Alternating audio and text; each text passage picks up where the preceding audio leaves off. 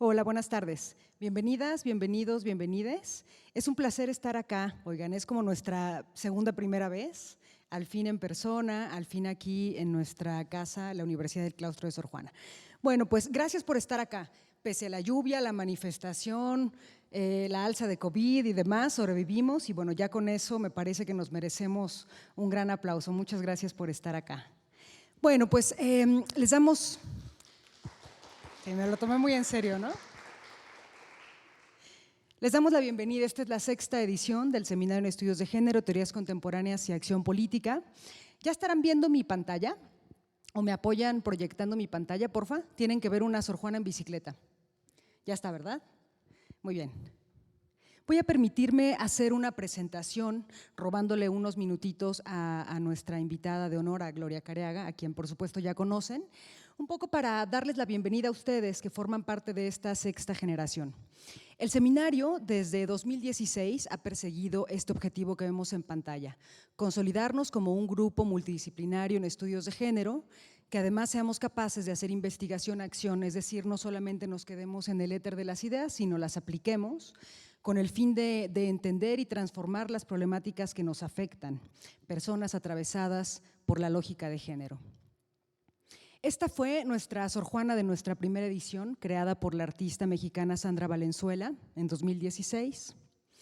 Por acá, la primera generación constó de 40 personas, 26 de la comunidad claustro, 14 público externo y antes del COVID hacíamos un coloquio anual de estudiantes donde estas personas nos compartían los avances de sus investigaciones, acciones, colectivos y demás cosas que se han configurado y construido en este espacio tan bonito que es el CEMI.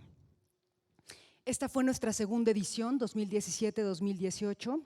En aquel entonces el claustro se organizaba cuatrimestralmente, lo que por supuesto, como se imaginarán, era una locura, ¿no? Pero bueno, pues así nos adaptamos también en el seminario.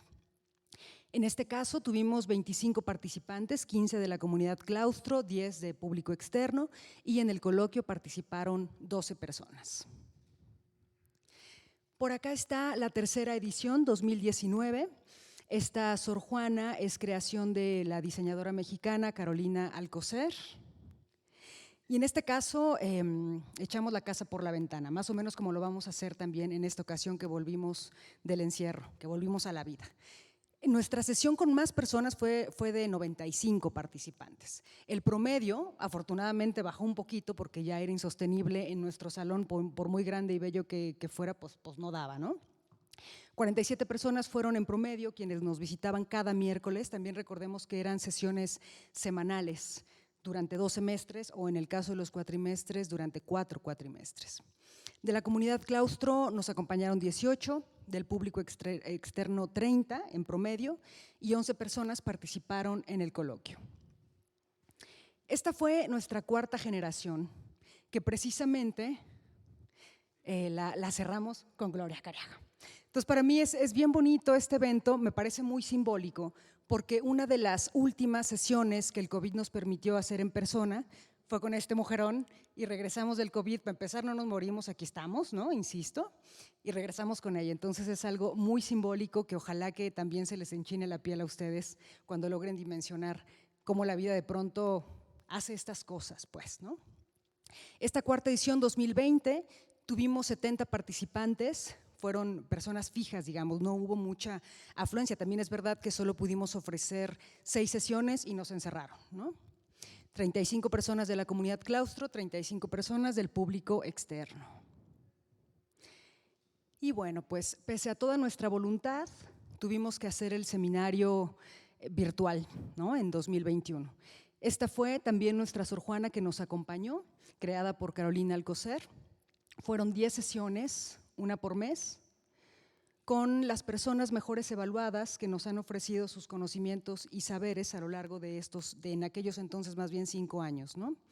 Esta foto que vemos acá es una convivencia pues muy chiquita, pero de mucho corazón que logramos hacer y que Luis Torres, director de difusión cultural, nos metió de contrabando, pues, ¿no? Para poder reunirnos y ser tantito rebeldes, quitarnos el cubreboca y acercarnos, ¿no? Y bueno, pues esta es su Sor Juana, camaradas. Esta es su generación, este es su año, este es su seminario. Sean todas bienvenidas, bienvenidos, bienvenides.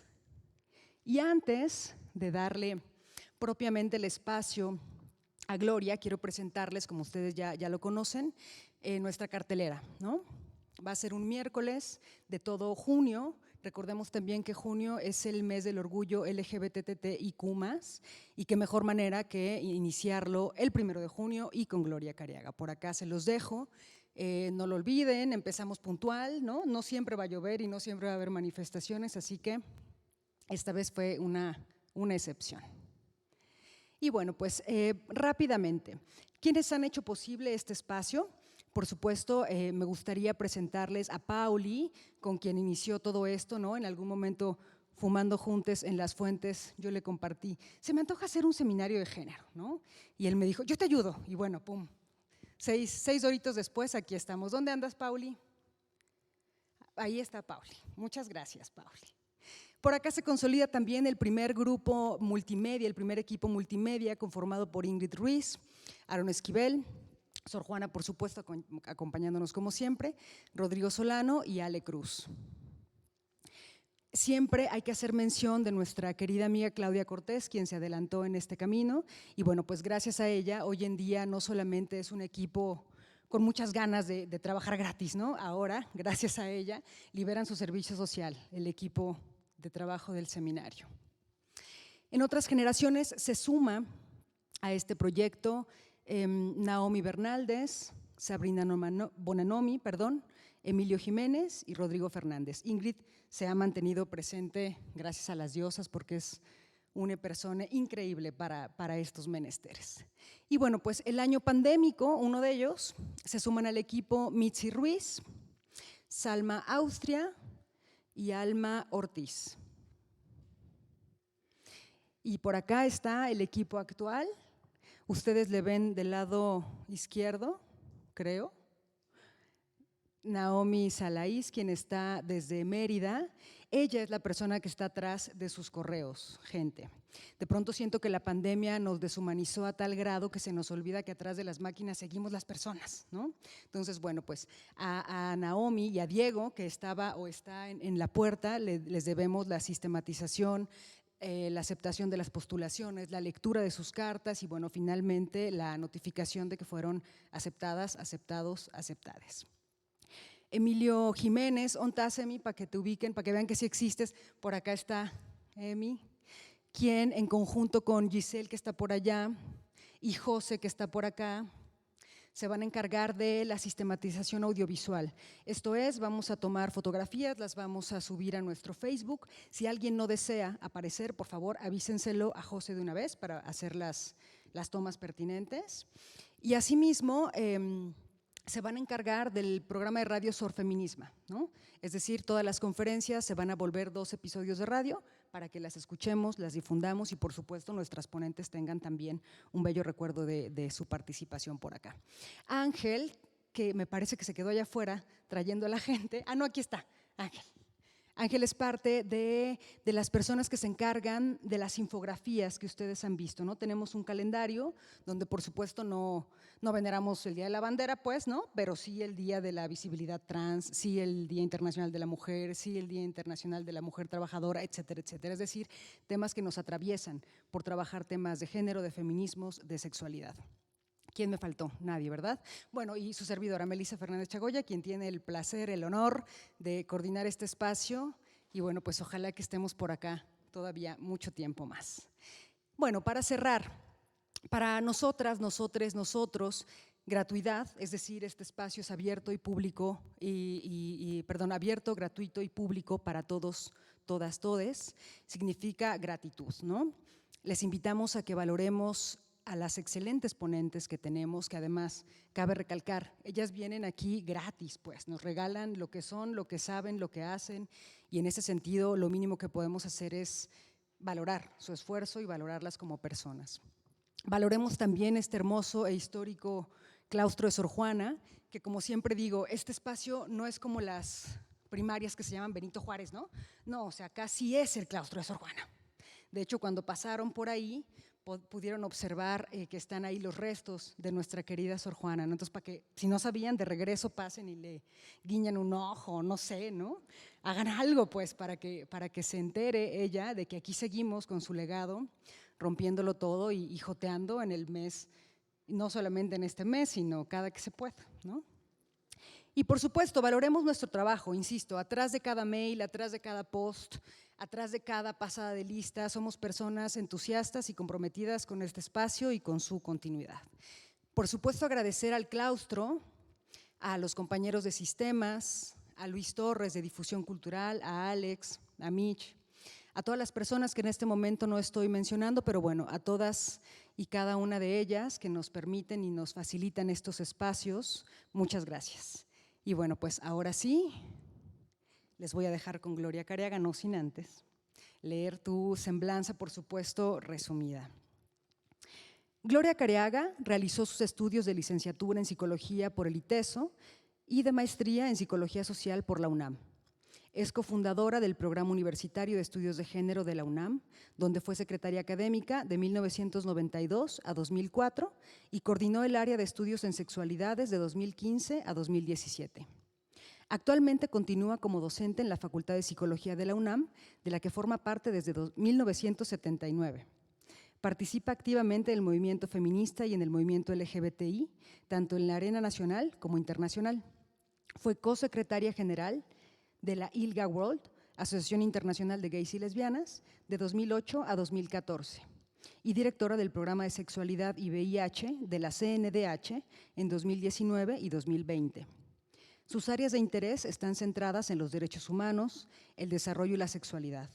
Ha coordinado 11 antologías, ha publicado múltiples artículos y capítulos de libro, ha desarrollado estudios en el Centro Golda Meir en Israel y pasantías académicas en la Universidad Nacional de Costa Rica y en Brasil.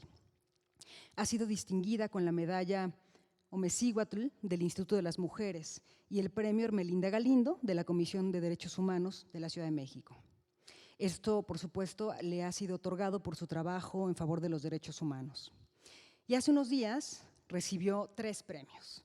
Me gustaría recalcar el premio Felipa de Sousa, otorgado por la Comisión Internacional Gay y Lesbiana de Derechos Humanos. Y bueno, a mí me gusta presentar siempre a Gloria como una de las lideresas del movimiento lésbico en México. Y cada que lo digo me emociono mucho. Así que démosle un aplausote y pues muy bienvenida, Gloria.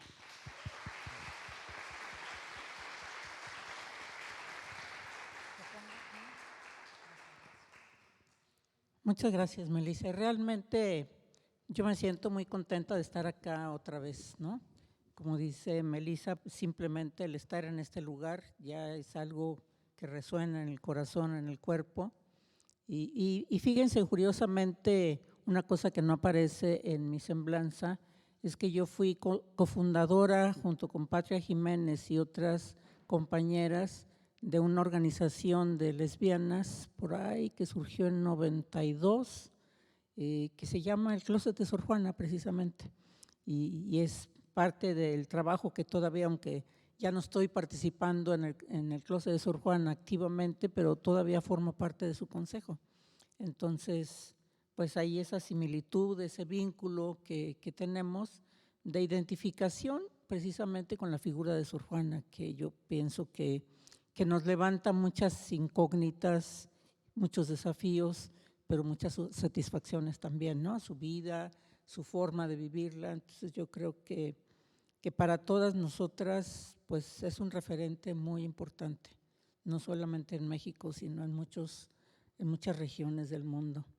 Y en ese sentido, pues para mí colaborar con este seminario, conozco a Melissa desde hace rato y colaborar en este seminario pues es algo gratificante también, porque me lleva precisamente a reflexionar sobre algunos temas con los que vengo trabajando, algunos de los desafíos que se nos están planteando en este momento y pues compartirles estas interrogantes que hoy están circulando por mi cabeza, pues me parece interesante. Además de que pues me desafía también a hacer un pequeño recorrido histórico, que eso es, por lo menos yo como activista siempre es muy gratificante, ¿no? El ver por dónde hemos andado, qué es lo que hemos hecho pues eso también resulta algo motivante para estar acá. Yo espero que la sesión que vamos a tener hoy, que tiene que ver precisamente con este vínculo del movimiento feminista con el movimiento LGBT. Me da la impresión de que damos por hecho de que ese vínculo existe y que ahí está.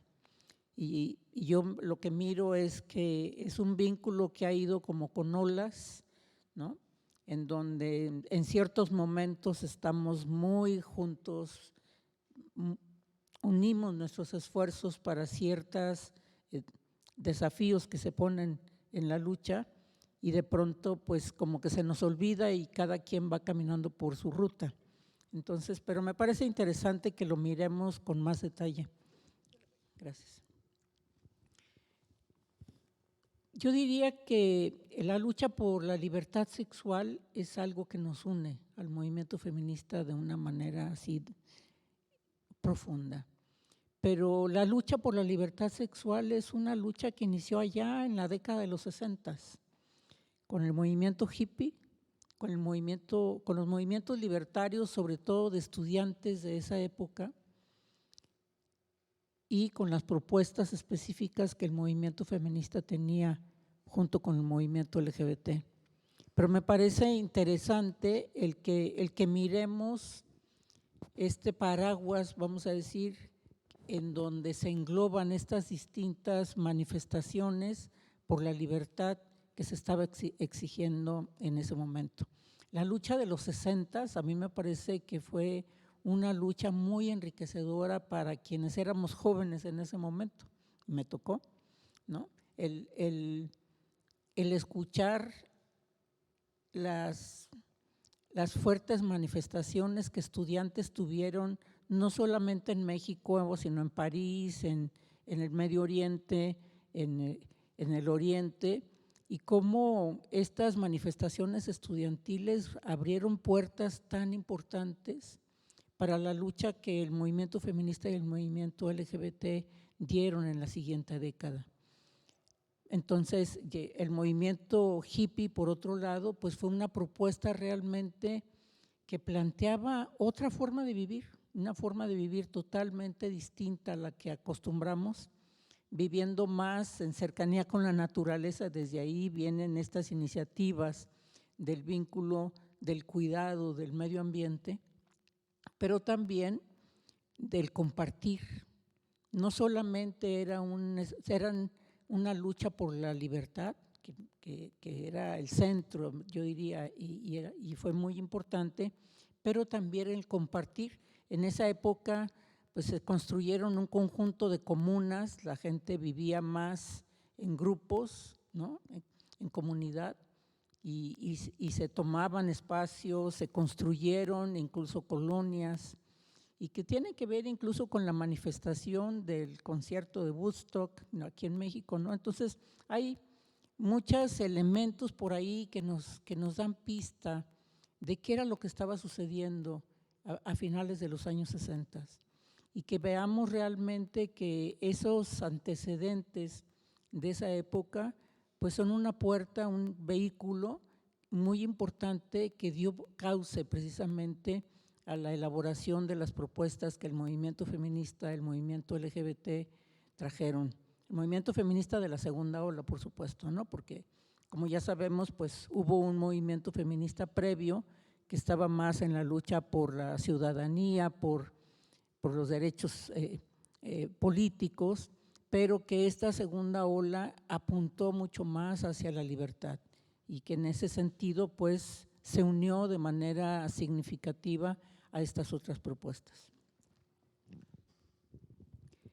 Una cosa que también me parece que fue importante en esa época fue la identificación que estos movimientos tenían con la izquierda, con lo que podríamos denominar la izquierda, aunque yo diría que hoy día cuesta mucho más trabajo, puesto que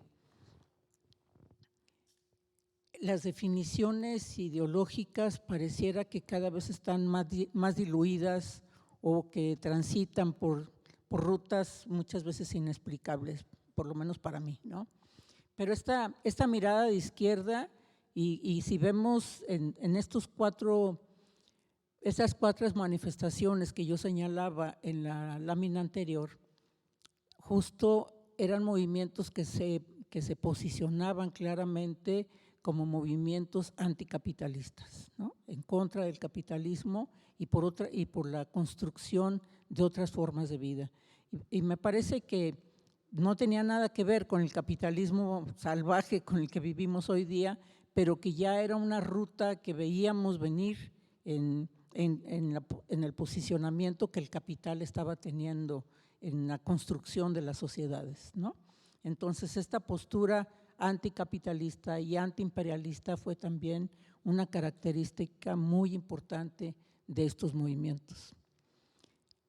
Yo escucho de pronto que ahora las propias definiciones de izquierda pues están cuestionadas por muchas personas que podríamos decir que se podrían identificar como de izquierda, pero que al no tener el que no haya una claridad ideológica hoy de qué significa esa postura, pues cuesta más trabajo la identificación para las personas con esto, ¿no?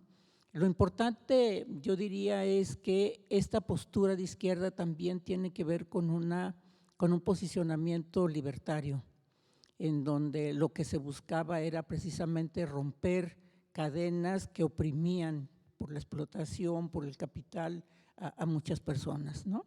Entonces, esta orientación o esta posición libertaria también fue algo que compartimos con los movimientos de izquierda de esos momentos, pero sobre todo también en la lucha por la democracia.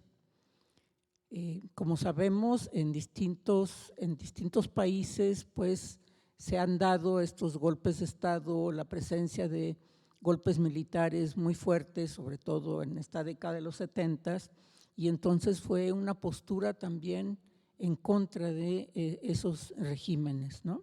Regímenes que trataron de imponer una sola forma de vida, una sola forma de ver el mundo, y que afortunadamente, gracias precisamente a la resistencia que pusieron, sobre todo personas jóvenes, hubo logros muy importantes. México, hablando específicamente de México, me parece que en esa época, en la década de los 70, pues México fue un país muy amigable con la izquierda. Aquí nuestro país fue casa para muchas personas que venían huyendo precisamente de los regímenes militares del Cono Sur, ¿no? Y nosotros pienso que tenemos mucho más identificado el asilo que tuvieron personas de Chile y de Argentina, yo creo, pero no fue solamente de ahí de donde se estuvieron recibiendo a personas. En Uruguay hay un grupo muy importante de uruguayos mexicanos que se llaman ellos mismos así, algunos brasileños, creo que fueron los menos, y también algunas personas que venían de Centroamérica. Entonces, como que hubo una ola muy importante de represión en Centroamérica y en América del Sur que dio lugar precisamente a la salida de muchas personas para salvar la vida, y que México fue una cuna muy importante para esos movimientos. De hecho, yo podría decirles que, como mencionaba Melissa, que yo ingreso a la UNAM en 1979, yo soy beneficiaria de ese movimiento, porque para 1979 algunos académicos que estaban en la UNAM, que habían sido refugiados precisamente del Cono Sur, estaban regresando ya a sus países y empezaron a abrirse plazas para, o sea, los lugares que ellos estaban dejando. E incluso a mí me llama la atención porque la coordinadora o la directora de mi área de trabajo, la psicología social, aunque ella no era una persona de izquierda, no se identifica como una persona de izquierda, ella fue mi profesora en la maestría y me decía, es que van a dejar una perspectiva muy importante para la generación como de pensamiento plural en la facultad, y a nosotros nos interesaría que ingresaras a dar clases ahí, ¿no? Entonces yo fui beneficiada por ese regreso de estos compañeros y fui pues muy afortunada en ese sentido, ¿no? Entonces, decía yo, esta búsqueda de la democracia, de romper precisamente con esos regímenes autoritarios, fue una característica muy fuerte que se dio en América Latina en esa década de los 70. Y por supuesto, pues la lucha por la igualdad, que eso podríamos decir que es otra característica que tiene los movimientos de izquierda. Pero yo diría que un elemento que no debiéramos de perder de vista es que estos movimientos libertarios, el movimiento feminista, el movimiento LGBT, al final lo que buscan es una transformación social. Y eso yo tengo la impresión de que en algunas ocasiones pareciera que nos distanciamos de esa mirada y al buscar demandas o exigencias particulares, perdemos la visión de una transformación más amplia y que creo que eso era lo que nos unía precisamente con estas ideologías. Tendríamos que ver hasta dónde hoy día el movimiento LGBT, el movimiento feminista coincide con estas posturas, ¿no? Con estas posturas tanto de los movimientos estudiantiles como de las rupturas que la izquierda ha ido ofreciendo a través de la historia.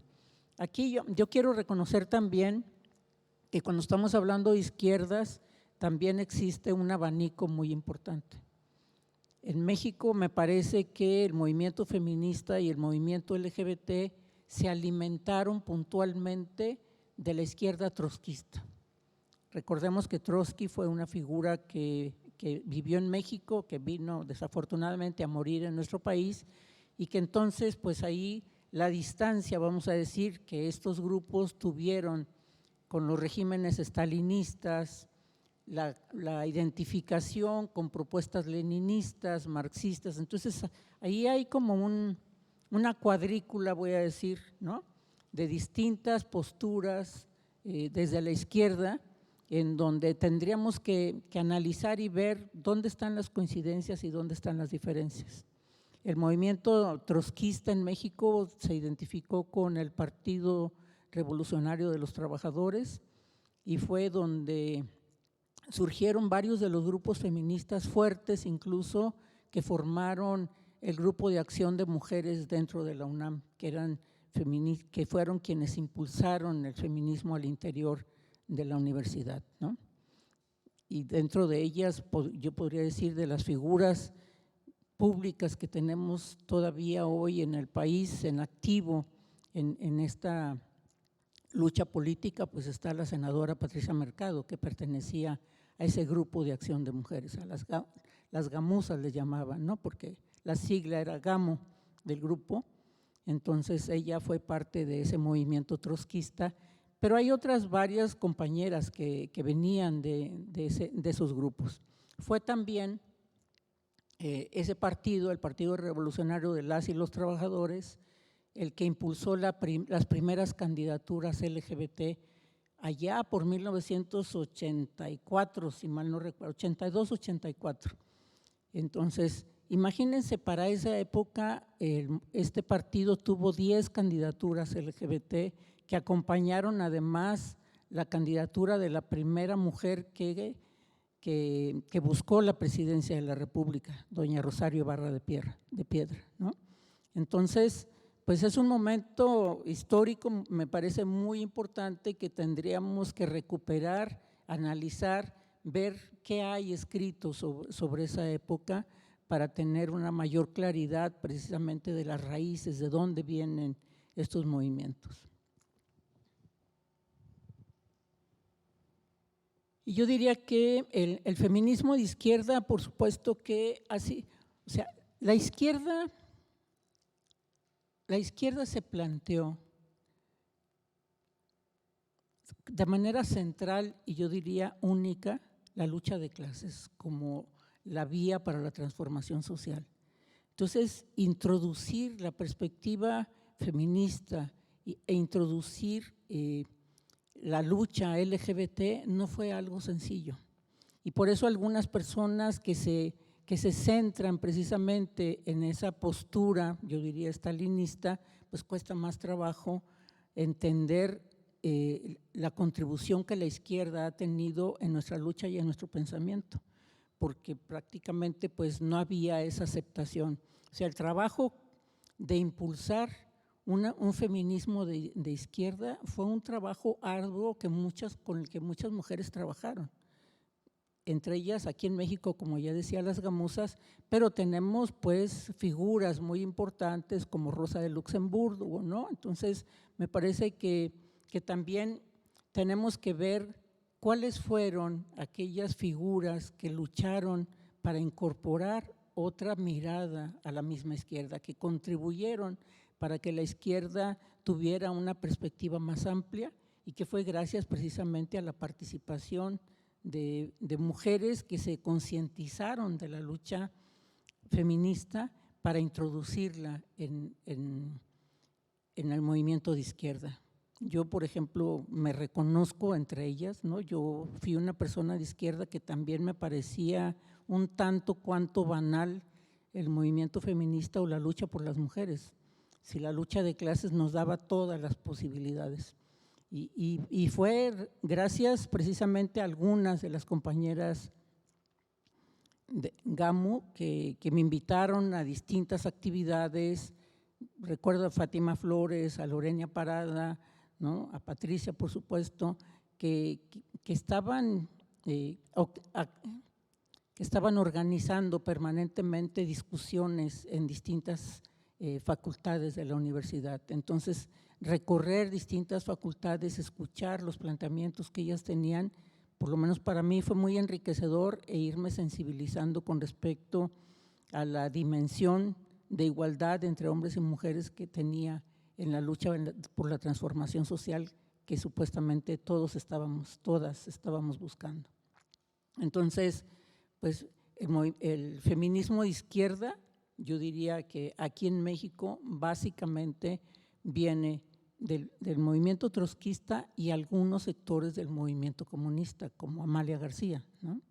La diputada actual y exgobernadora de Zacatecas. Entonces tenemos figuras en la política que vienen precisamente de estos procesos y que todavía hoy están dando la lucha y están haciendo el trabajo que les corresponde, y así lo asumen ellas, ¿no? Y por otro lado, pues la lucha de izquierda o el movimiento LGBT libertario, revolucionario, tuvo su manifestación en el seminario que se gestó precisamente en la Facultad de Filosofía y Letras a finales de los 70s o en la década de los 70s, y en donde Nancy Cárdenas jugaba un papel central. Nancy Cárdenas, miembro del Partido Comunista también, ella fue quien lideró, yo diría, parte de las actividades de ese seminario sobre la condición de las personas homosexuales en México, que así se hablaba en ese entonces, ¿no? Entonces, Nancy jugó un papel muy importante en ese proceso, y algunos otros como Luis González de Alba, que si no era una persona de izquierda, pero que se acercó a ese movimiento a partir de la lucha del 68.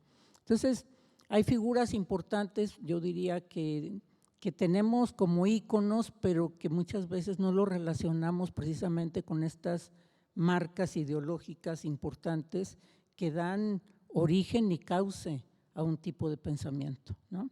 Entonces, no es extraño que la primera aparición pública que el movimiento LGBT tuvo en México haya sido un 26 de julio de 1978. Un 26 de julio que justo era en un aniversario de la Revolución Cubana. Entonces, fue la primera vez que un contingente se atrevió a salir a la calle y unirse a una manifestación pública con una propia identidad, ¿no?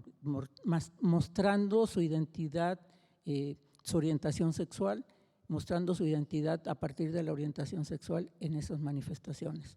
No fue fácil tampoco, ni para todas las demás personas que estaban en ese momento en la marcha, en la manifestación, ni para las personas lesbianas y gays trans que estaban marchando, porque, pues como ya dije, no todas las personas de izquierda eran favorables a nuestra presencia, ¿no?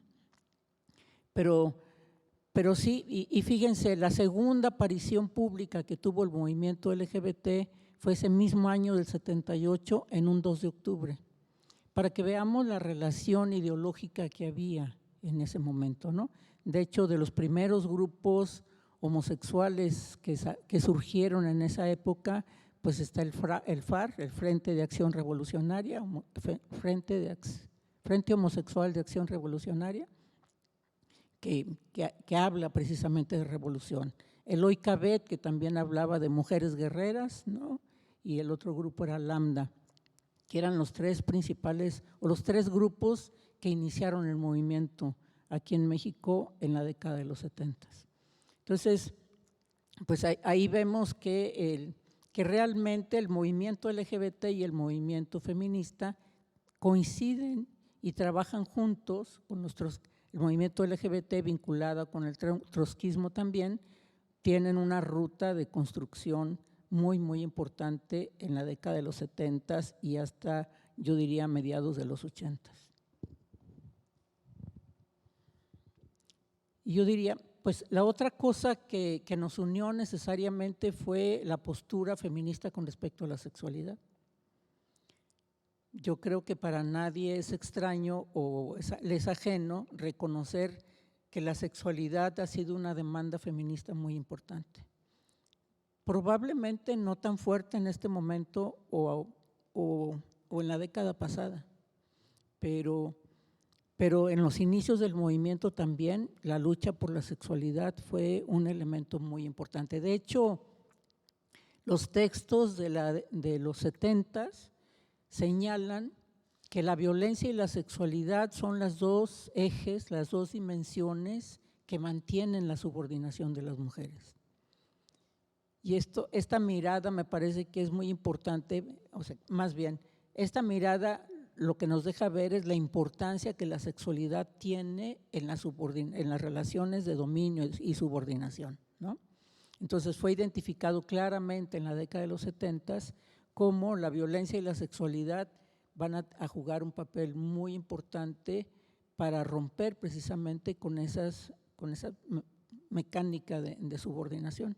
Mucho más fuerte, y lo podemos ver hoy día, la violencia sexual, ¿no? La violencia sexual ha sido un continuo en la lucha feminista.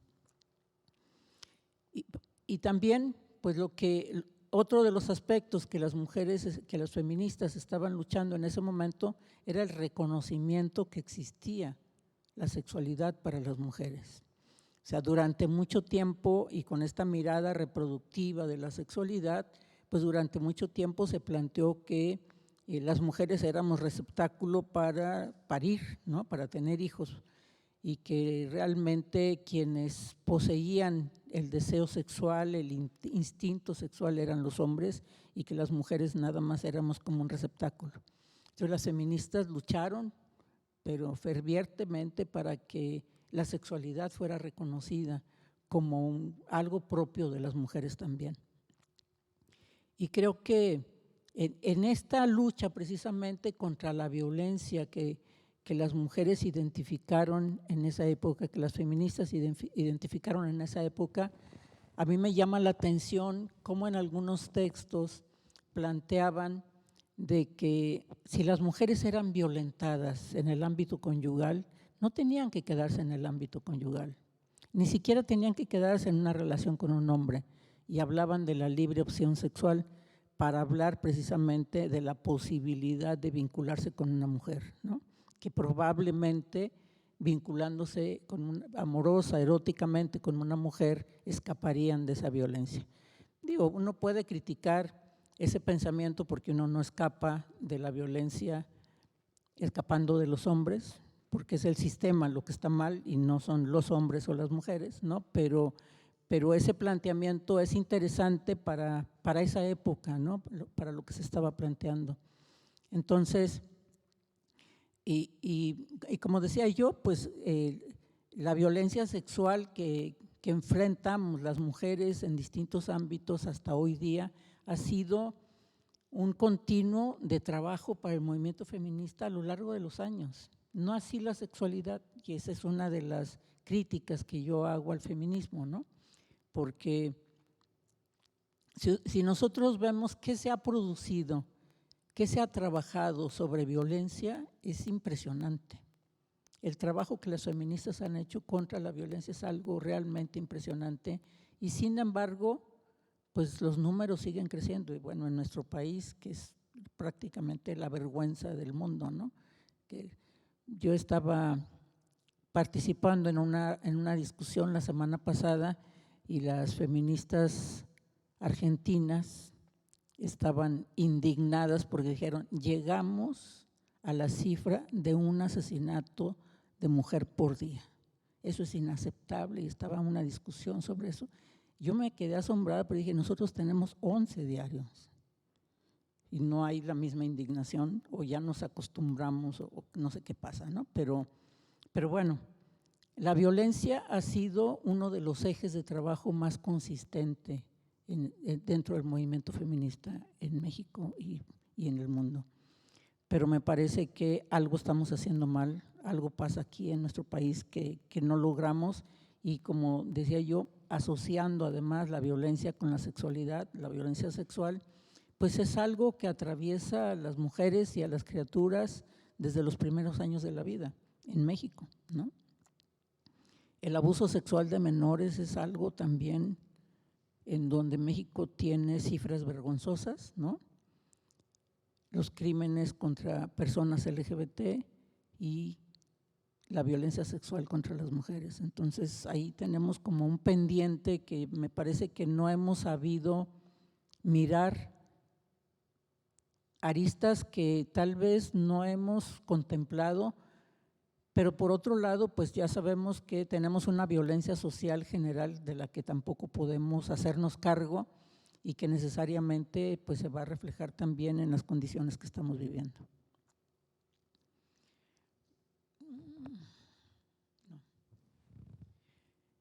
Una cosa que me parece que fue importante es que en la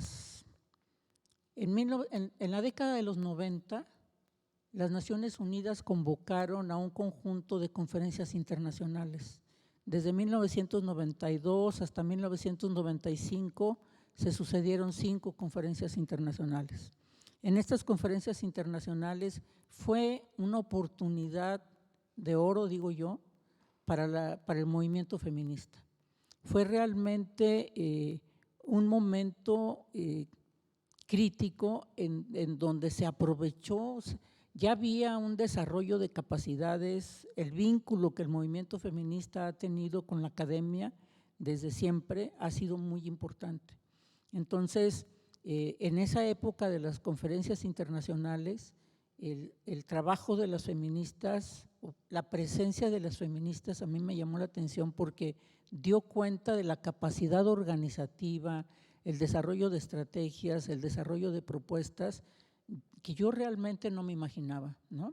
Como yo les decía, yo empecé a militar en el movimiento feminista por ahí antes del terremoto del 85, pero para 1992, que empezó la primera conferencia internacional sobre medio ambiente en Brasil, ya las feministas llegaron con una organización muy impresionante que a mí realmente me sorprendió y tuve la suerte pues de formar parte de esos procesos.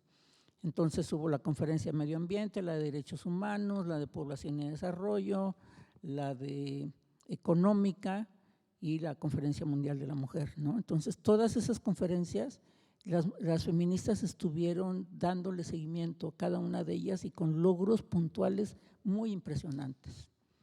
Yo les recomiendo mirar esos procesos porque realmente dieron un giro muy importante que alertó a los grupos más conservadores, al Vaticano entre ellos, para que viendo que las mujeres efectivamente estaban dando un giro que podía llevar a transformaciones importantes para la sociedad. Y se ha dado, ¿no? No lo que quisiéramos, desafortunadamente, no lo que apuntábamos en ese momento, pero yo sí creo que son esas conferencias lo que dieron un giro muy importante a cómo vivíamos las mujeres, cómo nos concebíamos incluso nosotras como mujeres, y que a partir de ahí se dio un cambio sustantivo. Quiero decir, no es que las mujeres hayamos estado de amas de casa toda la vida. Mujeres destacadas en todos los campos de la vida pública han existido siempre, a veces ocultas, a veces públicas, pero a partir de esa década la participación creciente y amplia de las mujeres en todos los espacios de la vida fue realmente impresionante, ¿no? Ahí sí yo podría decir, la gran mayoría de las mujeres se planteó que su proyecto de vida no era más el ser madre y esposa, sino que podía tener algo más. No que hayan abandonado esos roles, pero sí que vieron, que tuvieron la perspectiva de que podían construir un proyecto propio. Y eso me parece que marca un hito, ¿no? Una diferencia en la construcción social, en la posición social. Desafortunadamente, y ahí fue que gracias a esto, y creo que lo trato más adelante, pero fueron precisamente las políticas hacia las mujeres o las políticas de género las que dieron ese giro, ¿no? Entonces, ¿qué tendríamos que ver? Y también, bueno, en la conferencia sobre población se reconoció también, gracias a las mujeres, la diversidad de familias. Ellas buscaban más introducir ese término en búsqueda de que las mujeres de que se reconocieran los créditos y los apoyos para las mujeres que eran cabeza de familia y que no tenían un compañero, porque anteriormente los créditos, todo estaba circunscrito a la pareja y sobre todo designada para los hombres. Entonces, ellas lo que hicieron fue develar ahí que existían distintos tipos de familia, que había muchas familias que estaban encabezadas por mujeres solas con hijos, o abuelas, tías, familias más amplias, ¿no? En donde no había un hombre como cabeza de familia. Entonces, el término de familias diversas que se adoptó en la conferencia del 94, a mí me parece que también fue un hito muy importante para la transformación. Y por supuesto, la defensa de los derechos sexuales, que si bien la discusión sobre derechos sexuales no se dio hasta la Conferencia Mundial de la Mujer en 95, pero que obligó a los gobiernos a una discusión a la que todo el mundo le tenía miedo. Incluso yo diría que el mismo feminismo estuvo buscando como cuándo meter el tema, y yo pienso que la desfortuna que yo miro con el tema de derechos sexuales es que se acuñó como un lema, derechos sexuales y derechos reproductivos, o derechos sexuales y reproductivos, que en donde no se ha logrado romper con el vínculo con la reproducción, y que para mí, por lo menos, que mi trabajo está centrado en la sexualidad, eso me parece que es una lacra, es una carga que traemos encima que tenemos que romper, ¿no? Y que ha costado mucho trabajo.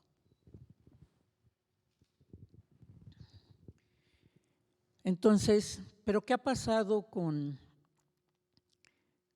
el vínculo con el movimiento feminista y el movimiento LGBT?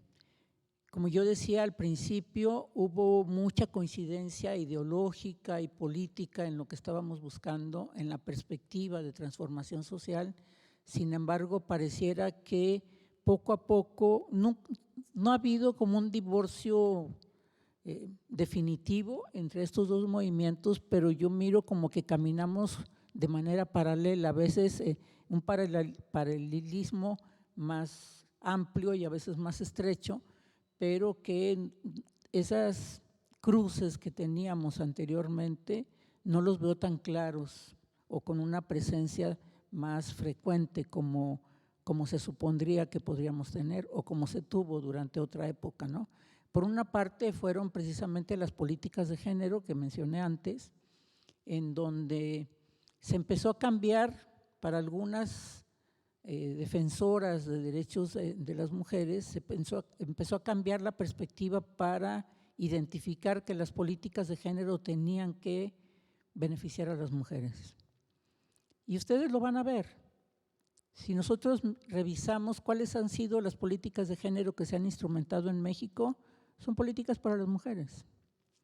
Entonces, como que el género perdió su sentido y no se mira al género como una dimensión que todas las personas tenemos y que si vamos a desarrollar políticas de género, pues tenemos que ver cómo opera el género en los distintos grupos de personas, en los distintos sectores.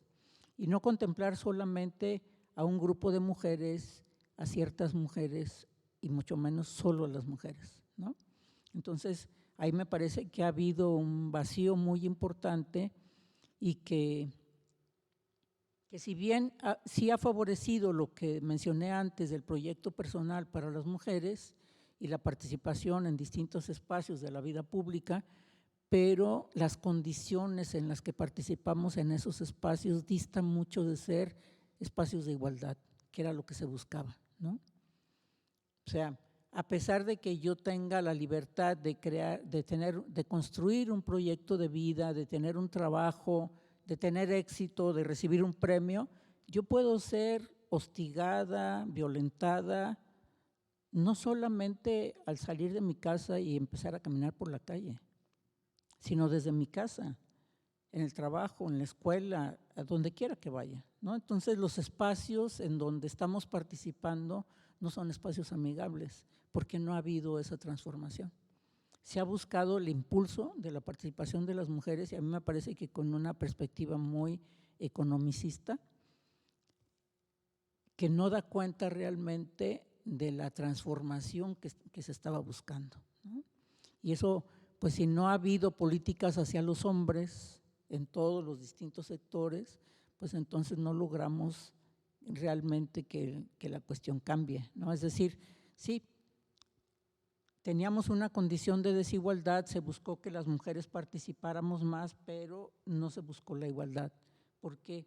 Para que alcanzáramos la igualdad, cuando las mujeres empezamos a subir, estos tenían que bajar. Y eso va a costar mucho trabajo y requiere de una política muy particular, muy fina, que no sea vista como una pérdida, porque necesariamente al sentir que bajas de nivel puede significar una pérdida, pero esa disminución de nivel puede tener muchas ganancias también y me parece que de ahí hemos construido muy poco, ¿no? Y que eso es lo que precisamente apunta a la transformación. De otra manera, pues solamente reeditamos y seguimos en el mismo plano jerárquico, ¿no? Y por otro lado, pues precisamente lo que se buscó fue, ustedes sabrán, hay un feminismo de la igualdad, un feminismo de la diferencia. El feminismo de la diferencia apunta más a los aspectos íntimos, a las esencias de lo femenino, de lo masculino, y el feminismo de la igualdad tiende más precisamente a buscar que tengamos las mismas oportunidades, que las mujeres podamos participar en todos los espacios, como dije antes. Entonces sí, el feminismo de la igualdad ha sido para mí el que ha operado de una manera mucho más eficiente para empujar la participación de las mujeres, pero no ha habido esa posibilidad del reconocimiento que el aporte de las mujeres tiene en ese proceso. Es decir, la valoración no ha cambiado, ¿no? Y en aras precisamente de la igualdad y de incursionar en los espacios públicos, pues nos ha llevado incluso a menospreciar los espacios privados, el trabajo doméstico, ¿no? Entonces, como que hay una jerarquía también ahí, mantenemos esa jerarquía de que las actividades y los espacios de las mujeres son espacios de segunda categoría con respecto al espacio público. Y el feminismo de la diferencia contribuye de una manera muy importante a esa revaloración. Entonces, la inclinación de la balanza por una de las dos perspectivas y dejando a la otra de lado, pues me parece que ha sido una pérdida yo diría, un vacío que se ha generado al interior del movimiento y ojo, porque justamente en ese espacio es donde está la sexualidad. Entonces, yo lo que miro es que el movimiento feminista hoy trabaja, cuando empiezan a trabajar algo sobre sexualidad, tienden a trabajar, a reproducir incluso miradas conservadoras, yo diría, de interesarse por el estudio de lo queer, de lo transgénero o lesbianas y gays, pero yo digo, ¿y la sexualidad de los hombres y la sexualidad de las mujeres heterosexuales dónde está? ¿A qué horas vamos a analizar eso, no? Entonces, pues ahí, en ese sentido yo digo, ese espacio de lo íntimo, si ustedes miran las publicaciones feministas más fuertes, pues se habla poco de la familia y de lo que pasa en el ámbito privado, ¿no? Entonces, pues pareciera que eso no existe y yo digo, y mantiene la devaloración. Por otro lado, pues precisamente se ha profundizado mucho más en el trabajo sobre las identidades, tanto en el movimiento LGBT como en el movimiento feminista, ¿no? La identidad de mujer. Incluso yo diría, más recientemente parece que hay una profundización, una afirmación muy fuerte sobre el ser mujer. Y por supuesto ya sabemos que en el movimiento feminista la lucha por el reconocimiento de la identidad lésbico-gay, de la identidad trans, pues es algo que está ahí permanentemente todavía hoy, ¿no? Entonces, por eso vamos a ver que el acrónimo LGBTI es algo que orienta de manera tan clara las definiciones políticas que tenemos, porque es una lucha en donde las identidades están jugando un papel muy central, pero que no necesariamente están dando cuenta del contexto en el que esas identidades se están desarrollando.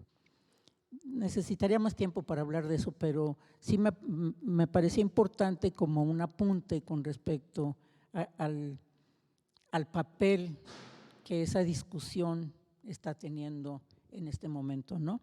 Y por otro lado, pues se ha buscado tanto de parte del movimiento feminista como de parte del movimiento LGBT la lucha por la inclusión. Queremos ser parte queremos tener los mismos derechos y entonces estamos personalizando, yo diría, esa inclusión, ¿no? Más que ver la transformación es que queremos sumarnos, queremos el matrimonio igualitario, queremos la identidad de género. Entonces, estamos luchando por la inclusión y no por la transformación. Y ahí, pues, también tendríamos que cuestionarnos. Y parte de eso, pues, tiene que ver con una mirada específica sobre los derechos humanos. ¿Qué son los derechos humanos? ¿Cómo interpretamos los derechos humanos, no? Si está interpretado desde esta perspectiva individualista de incluirnos, pues es distinto a si estamos buscando realmente dejar de ser objetos de explotación, dejar de ser objetos de la violencia. Hay otros elementos, yo diría, más macro que implicaría otras dimensiones que apuntan más a la transformación social. Y por ahí voy a seguir ahorita, ¿no? Y por otro lado, pues es el papel que tiene el mercado y el capital. Yo creo que en el movimiento LGBT es más claro, ¿no? Nuestro vínculo con el mercado y con el capital, pero no es cierto que solamente nosotros. El movimiento feminista también ha estado apuntando en algunos sentidos por ahí, pero me parece que es mucho más evidente la relación del mercado y el capital de parte del movimiento LGBT, probablemente porque es más visible, pero yo diría el mercado rosa para las mujeres es fuertísimo, tanto así que los mismos productos con las mismas cantidades, proporciones en los ingredientes, si el empaque es rosa es más caro que si es de otro color. Véanlo en el supermercado, es rarísimo eso. O sea, el mercado rosa que generalmente se asocia pues con el movimiento LGBT, pero yo digo el mercado rosa de las mujeres tiene también significancias muy importantes en este manejo, ¿no? Y por eso, o sea, ¿cómo es posible que cada vez más haya esa distinción entre lo que utilizamos las mujeres, lo que utilizan los hombres, y que haya pues ese mercadeo con nuestras necesidades? Voy a tomar agua.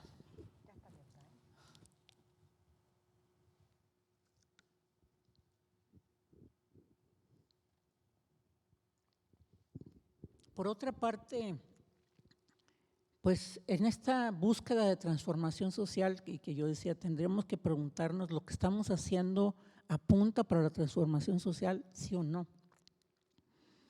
Porque yo miro, hay un lema que hemos utilizado mucho en el movimiento LGBT sobre todo, para decir que estamos en todas partes. Este lema lo que quiere decir es romper con la idea que había en la década de los 70 de que lesbianas y gays estábamos en las catacumbas, en los lugares oscuros, en el closet, ¿no? Y que solamente había como ciertas personas, las que se atrevían a dar la cara, las que eran LGBT o que eran lesbianas o gays. Y el lema de estamos en todas partes, lo que quería decir es en la universidad, en tu familia, en la escuela, en el trabajo, en el hospital, en todas partes hay personas lesbianas y gays, ¿no? Entonces, estamos en todas partes, que fue un lema que se ha usado muchas veces en las marchas, ¿no? Para dejar ver eso, de que realmente las diferentes orientaciones sexuales tenemos presencia en todos los ámbitos de la vida. Y no es un sector exclusivo que pertenezca a un determinado sector. Sin embargo, yo me preguntaba con respecto al feminismo, estamos en todas partes y también en el movimiento LGBT, porque hoy vemos feministas de derecha, gays de derecha. ¿Qué quiere decir eso? ¿No? ¿Qué quiere decir eso en términos de transformación social? Entonces, de pronto pareciera que nos ponemos de moda. No, ya no está de moda, la moda de hace 5 años o hace 10 años, no sé cuánto, ustedes me dirán, de decir, ay no, yo no soy homofóbico, hasta tengo un amigo gay, ¿no? Y eso era lo más cool, tener una amistad lesbiana o gay. Pero hoy ya no es eso, ahora soy no binario, ¿no? Entonces eso es como lo actual. Y eso supuestamente rompiendo precisamente con estas identidades, con estas definiciones de género. Entonces, pero yo digo, pues tendríamos que tener más cuidado. Es una moda, ¿qué tiene que ver realmente con, otra vez, con lo que estamos buscando de la transformación social? O si vamos a estar otra vez centradas en el individuo, en las necesidades particulares de cada quien. Porque justo pues lo que vemos es que el acrónimo LGBT ya no alcanza, ¿no? Porque ahora es A, es Q, es, no sé, le van agregando cada vez más letras y digo, pues ya de todo el abecedario. Pero entonces, a lo que decía yo en la lámina anterior, se centra otra vez en las identidades y dejamos fuera el contexto, el análisis del contexto en el que estamos, que se supone que eso es lo que estamos buscando transformar. Y lo que decía yo de la dilución ideológica, desafortunadamente si nosotros miramos, la dilución ideológica está más en la izquierda que en la derecha, porque también para muchas personas pues es un producto de moda decir soy de izquierda, aunque no tenga nada que ver su comportamiento, su forma de pensar con un posicionamiento de izquierda, o que hay unas perversiones políticas, por lo menos en la región latinoamericana, lo vemos muy claramente, ¿no? Líderes que se dicen de izquierda y tú dices, pero ¿cómo? ¿Cómo pueden decir que son de izquierda?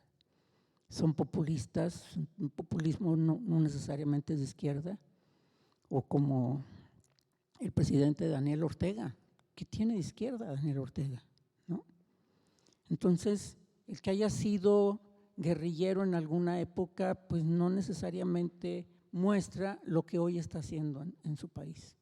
Entonces yo creo que vamos a ver, en la región latinoamericana es muy impresionante la alianza que muchos gobiernos que se dicen de izquierda tienen alianzas muy fuertes con las iglesias, por ejemplo, ya sea con las iglesias evangélicas pentecostales o con la Iglesia Católica, con el mismo Correa, que tuvo un grupo de asesores del Opus Dei, y entonces yo decía, ¿cómo puede ser de izquierda? ¿No?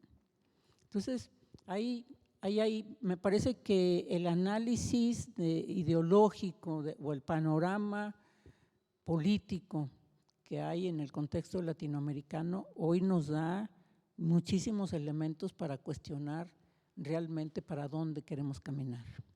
Y lo que está sucediendo en cambios importantes, bueno, con la elección de Colombia del fin de semana pasado, lo que está pasando en Chile, ¿no? Entonces, para ver cuáles son las distintas rutas por donde se está caminando en la región y ver eso en relación con nuestro país, qué tiene que ver, ¿no? Pero sí, lo que ya decía yo, aparte de yo lo que miro es que la derecha cada vez está más firme, más clara, ¿no? ¿Qué es ser de derecha y qué es lo que buscan, qué es lo que quieren? Eso, ahí no hay ninguna dilución.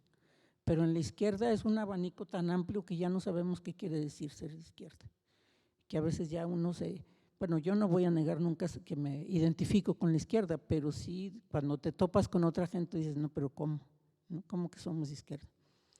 Pero bueno, por otro lado, pues el papel del capital, que sabe, como dije yo hace rato, el capitalismo salvaje que enfrentamos hoy día es realmente de terror y cómo profundiza las desigualdades, ¿no? Entonces yo creo que ese es otro elemento que tendremos que recuperar, el análisis en torno al papel que el capital tiene en nuestras relaciones. Y por otro lado, pues las distintas hegemonías al interior de nuestros propios movimientos. Aquí estoy hablando realmente pensando en que nuestra ruta, nuestro horizonte es la transformación social, entonces tenemos que ver hacia adentro qué estamos haciendo con respecto al capital, qué estamos haciendo con las hegemonías. Por lo menos en México ha habido un predominio muy importante de lo urbano en estos movimientos. Tanto el movimiento feminista como el movimiento LGBT son movimientos eminentemente urbanos, que no reconocen y que no voltean a ver otros ámbitos, el mundo indígena, el mundo afro, ¿no? Las personas con discapacidad, las personas rurales. Entonces hay ahí como una hegemonía que quiere marcar la ruta de estos movimientos. Y me parece que ese es un error, porque precisamente lo que nos caracteriza, y miren, en nuestro país la diversidad cultural es algo de lo más rico que tenemos. Entonces no podemos desconocer eso. La diversidad es un elemento crítico muy importante para un análisis mucho más amplio de quiénes somos y qué queremos, si estamos hablando de transformación.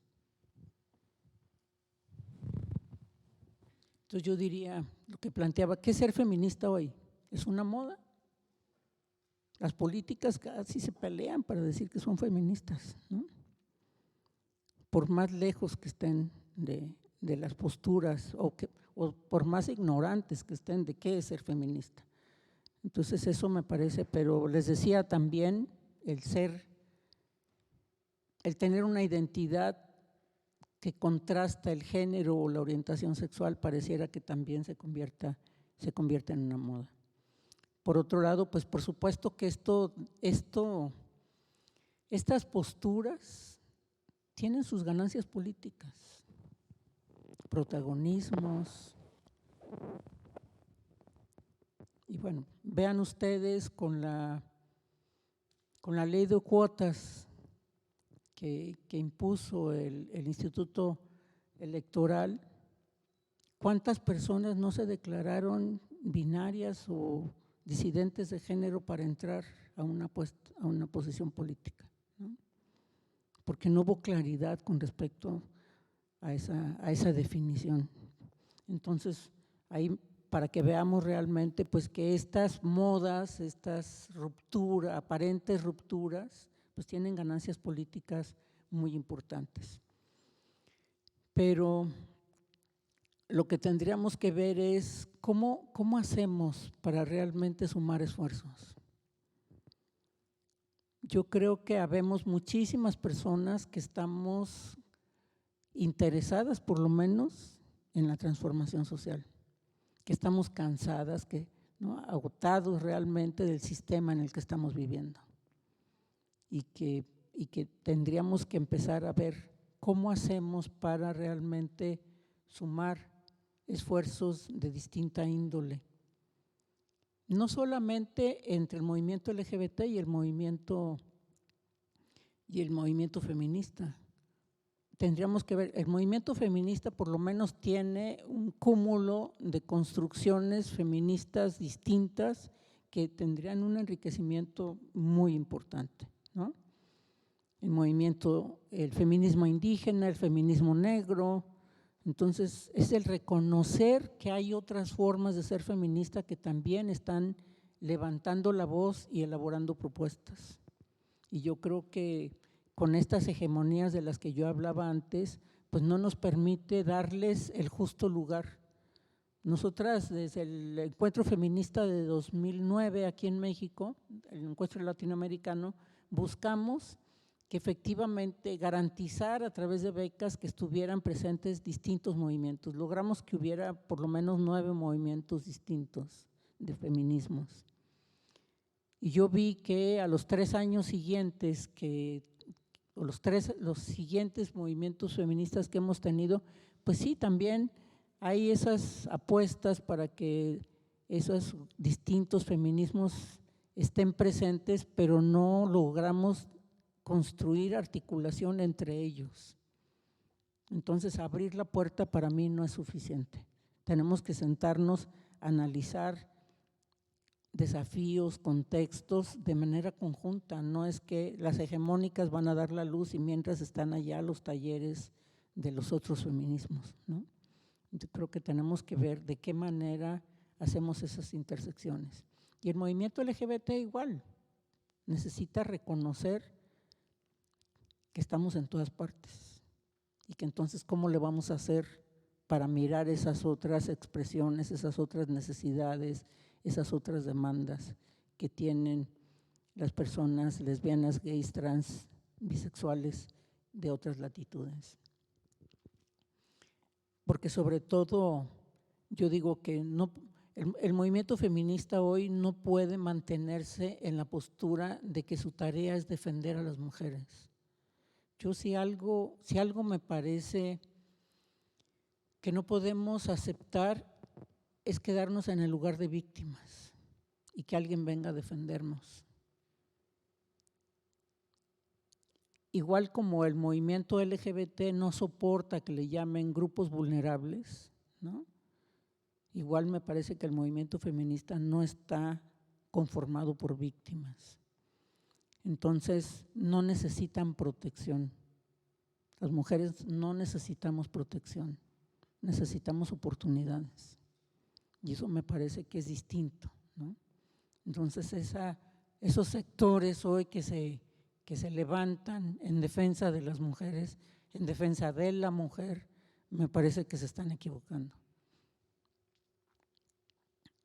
Otra vez, porque no podemos olvidar que nuestra tarea es la transformación y no la protección, no las identidades, no los sujetos, sino la realidad social.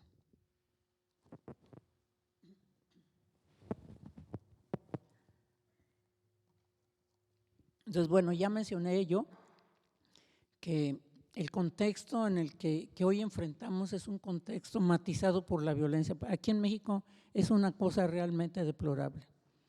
La cantidad de homicidios, verán ustedes que casi rompimos el récord en la semana pasada, con más de 100 homicidios por día, ¿no?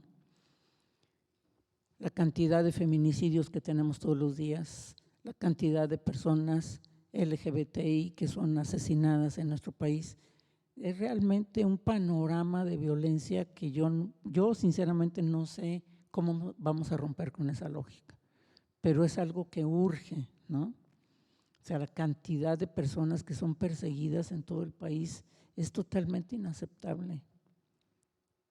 Entonces, yo creo que eso, pues tenemos que darle cara, ponerle cara a esas cifras, darnos cuenta de la cantidad de personas que estamos perdiendo todos los días. Decía yo, pues los movimientos populistas parece que son los que más están atrayendo a la gente precisamente ante la crisis económica y ahora después de la pandemia y con la guerra que estamos enfrentando, pues es una situación en donde la economía va a abrir mucho cauce para estas posturas populistas de falsas promesas, ¿no? que están predominando en nuestra región. Me parece que ese es un contexto también adverso que despolitiza y desarticula la organización social. Entonces, ahí también me parece que son pendientes urgentes que tendríamos que estar tomando en cuenta. Por otro lado, la reacción de los grupos conservadores que yo les decía que surgió a partir de los avances de las mujeres en la década de los 90, pues ha ido articulándose cada vez mejor. Uniones que antes veíamos impensables entre la Iglesia Católica y los grupos evangélicos más radicales, los pentecostales, hoy los vemos negociando y caminando juntos en algunas acciones y dividiéndose las tareas, ¿no? Entonces me parece que esta presencia de los grupos conservadores y la fuerza que están adquiriendo, la cantidad de recursos y de estrategias que están desarrollando, realmente para mí es muy alarmante, ¿no? Entonces creo que ahí tenemos, pues incluso no solamente los grupos conservadores que vienen de las iglesias, ya sabemos que aparte hay movimientos conservadores, de grupos conservadores, y que lo que surgió precisamente del Vaticano con esta llamada ideología de género y que han ido retomando ciertos grupos también para alertar y decir que la transformación de la identidad y del papel de las mujeres atenta contra la familia y contra el orden social, me parece deleznable, ¿no? No puede ser que se levanten esas ideas de que las mujeres tenemos que regresar a la casa. Además, eso es imposible. ¿Qué país se va a sostener? Miren la economía que tenemos. ¿Qué país se va a sostener hoy sin el salario de las mujeres? Eso es imposible. Entonces, no es lo que pregonan es una utopía, un planteamiento que es totalmente mágico, de pensamiento mágico, que no tiene nada que ver con la realidad, pero que justifica la violencia contra las mujeres, la limitación de oportunidades para las mujeres. Entonces, a mí me parece que ahí es donde está el riesgo principalmente del trabajo de estos grupos. Ya han logrado, por ejemplo, que en Paraguay no existan los estudios de género y que las políticas de género se acaben, ¿no? Entonces, son movimientos que están incursionando no solamente en la catequesis, en las iglesias, sino también interviniendo en la política. Algunos, como los evangélicos, pues incluso formando partidos y ocupando representaciones populares, y los católicos pues con el trabajo que generalmente hacen desde el púlpito y en la asesoría con los gobiernos, ¿no? Entonces me parece que la lucha que están dando en contra de lo que ellos llaman la ideología de género es algo que pues pone en riesgo de manera clara, sustantiva, los avances que para las mujeres se han dado y que esto necesariamente afecta también al movimiento LGBT en cuanto que pega también en cuanto a las identidades de género, ¿no?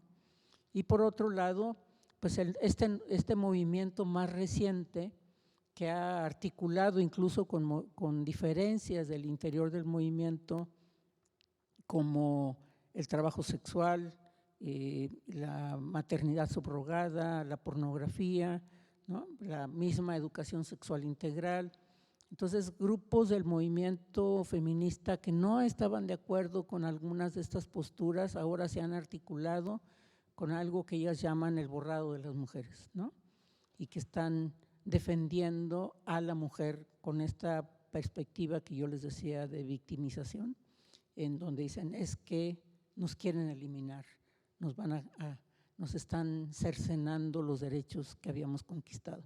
Me parece que es un discurso un tanto cuanto tramposo, pero sobre todo peligroso, no solamente para el movimiento feminista en sí mismo, sino para las conquistas que habíamos alcanzado desde hace rato.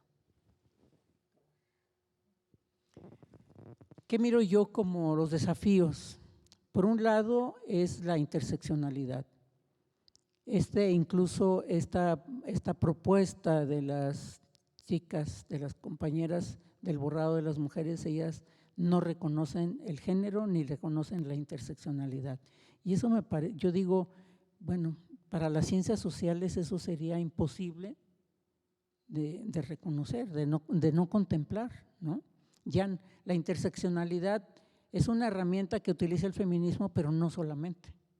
Incluso la perspectiva de género es una herramienta de análisis teórico, metodológica que ya se utiliza desde muchas disciplinas. Entonces, es algo que se desarrolló desde el movimiento feminista, pero que ha servido para una mejor comprensión de la realidad social. Entonces, negar eso me parece que es absurdo, ¿no? Si realmente queremos comprender las distintas aristas de la complejidad social que tratamos de enfrentar. Por otro lado, lo que ya decía yo, pues existe la necesidad de recuperar la discusión en torno a la sexualidad, no en torno a la sexualidad del otro, de la otredad, sino la propia sexualidad, ¿no? De los distintos contextos en donde nos estamos moviendo. La profundización de la perspectiva de género. Género no quiere decir mujer, género es una dimensión que todas las personas tenemos, igual que la sexualidad. Entonces me parece que esas dos dimensiones debieran estar contempladas en los distintos análisis que hacemos sobre la realidad social. Y por otro lado, pues la necesidad de construir vínculos y alianzas. Alianzas, o sea, de mantenernos vinculados estos dos movimientos libertarios, pero también construir alianzas con movimiento de derechos humanos, movimiento del medio ambiente, con otras perspectivas que complejicen y que nos ayuden a entender mejor en dónde estamos y cuáles son los desafíos que no hemos contemplado todavía para la transformación social. Me parece que ahí tendríamos que seguir dejando huellas más firmes que realmente vayan apuntando para allá. Para el movimiento LGBT, igual, yo pienso que la interseccionalidad es algo que es muy importante que tendríamos que contemplar, no mirarnos solamente como un sector. Incluso hace poquito decían, es que el movimiento gay, decían, ¿otra vez movimiento gay? Bueno, se entiende, es el mismo discurso que las feministas combatieron cuando decían, es que los hombres, ¿no? Ay, las mujeres están incluidas. No, hay que diferenciar y aclarar de quiénes estamos hablando. Entonces me parece que la interseccionalidad y el salirnos de las capitales, de lo urbano, de la hegemonía, nos permitiría comprender mejor qué es lo que tenemos enfrente. Enfrentar las posturas que tenemos con respecto al mercado del capital, me parece que eso es muy claro, ¿no? Porque yo pensaría, no sé si me equivoque, que el mercado rosa del que yo hablaba de las mujeres, por lo menos pienso que las feministas no se abrogan como algo que les identifique y de lo que se sientan orgullosas. Y yo pienso que en el movimiento gay, sobre todo, sí se da mucho este vínculo con el mercado y el capital, como que eso te da más estatus, ¿no? Y yo pienso que la lucha que se ha dado al interior del movimiento feminista por las reformas legales han sido conquistas muy importantes, pero me parece que no nos podemos quedar ahí, que el desafío que tenemos ahorita enfrente es formar parte de las políticas públicas y de las acciones de gobierno.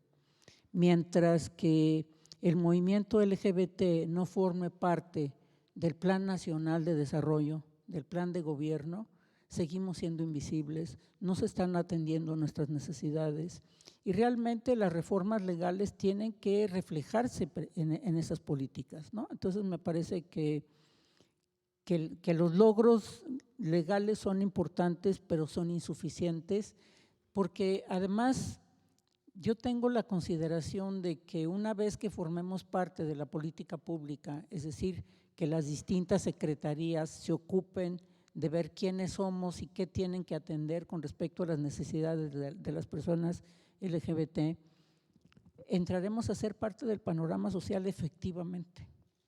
Ahorita somos parte como del escenario social, ¿no? Y eso a costa de valor, de salir a la calle, tomarte de la mano, manifestarte como eres, porque el riesgo de que te ofendan y hasta que te maten todavía está ahí. Por eso yo digo que es un acto de valor. Pero el ser parte del panorama político del país, en donde realmente el gobierno destine entidades y recursos para satisfacer las necesidades particulares que tenemos las personas LGBT, todavía no lo han hecho o lo han hecho de manera muy limitada en ciertos aspectos de la salud. Fuera de eso, estamos totalmente ausentes, ¿no? Entonces, creo que contribuiría, además de atender a ciertas necesidades que tenemos, contribuiría también para el cambio cultural, de que nos empiecen a ver de una manera distinta. Y por otro lado, pues unirnos en mantener, mejor dicho, la propuesta de la transformación social. Sí, muchas gracias.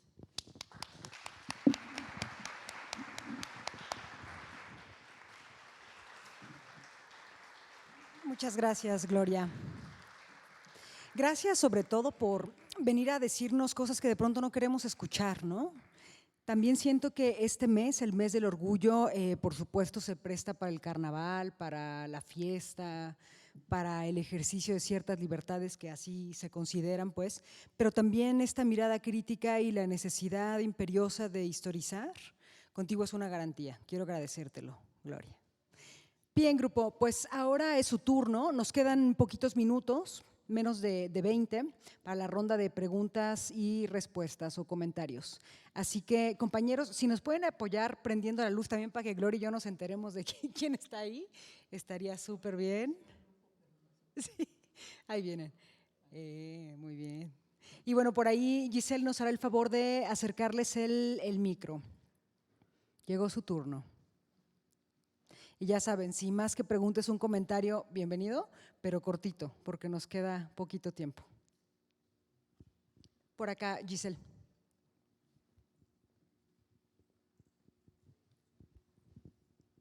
Gracias, Giselle.